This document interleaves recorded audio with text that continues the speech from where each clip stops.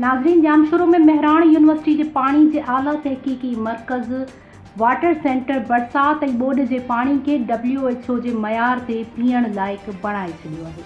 जी नाज़रीन, ज़राए मूजिब महराण यूनिवर्सिटी के वाटर सेंटर के डायरेक्टर प्रोफेसर डॉक्टर रसूल बख्श महर बरसात ऐं ॿोॾि जी तबाहकारियुनि सबब लॾपलाण कंदड़नि जे लाइ सहूलत लाइ पीअण जे साफ़ पानी के filter machine life saving water filter के नाले सां तैयार करे वरिती आहे, जंहिंसां बरसात ऐं ॿोॾि में बीठल पानी के फिल्टर करे रद पचाव, कपड़े लटे की धुलाई ऐं ॿिए इस्तेमाल में आणे सघिजे थो।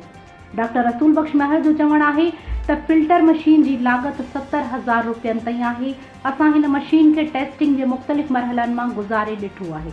पानी की गदलाण मेराण वर्ल्ड हेल्थ ऑर्गेनाइजेशन पारां वध में वध 0.5 रखियल आहे, जॾहिं त हिन मशीन सां फिल्टर थियल पानी 1.0 ताईं मेराण साफ़ करे थी, जेको पीअण ऐं इस्तेमाल जे मयारी पानी आहे। हिन चयो त मुख़्तलिफ़ इदारनि ऐं सरंदी वारनि तरफ़ां फिल्टर मशीन लाइ ऑर्डर आयल आहिनि। एसि ताईं 150 खां वधीक ऑर्डर अची चुका आहिनि। हीउ कामयाब तजुर्बो आहे। बरसात ऐं ॿोॾि जे बीठल पानी के साफ़ ऐं शफ़ाफ पानी में तब्दील करे पीअण लाइ इस्तेमाल करे सघिजे थो। डॉक्टर महर चयो त असांजे सेंटर जी लैबोरेटरियुनि में मशीन जे फिल्टर कयल पानी की चकास कई वई आहे, जेको पीअण लाइ बहितरीन आहे।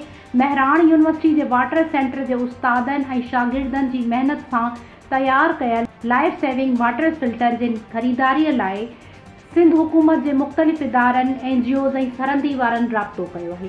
असांजी कोशिश आहे त हिन फिल्टर मशीन के सस्ते तरीन अघ ते तैयार करे माण्हुनि जी भलाई लाइ इस्तेमाल कयूं।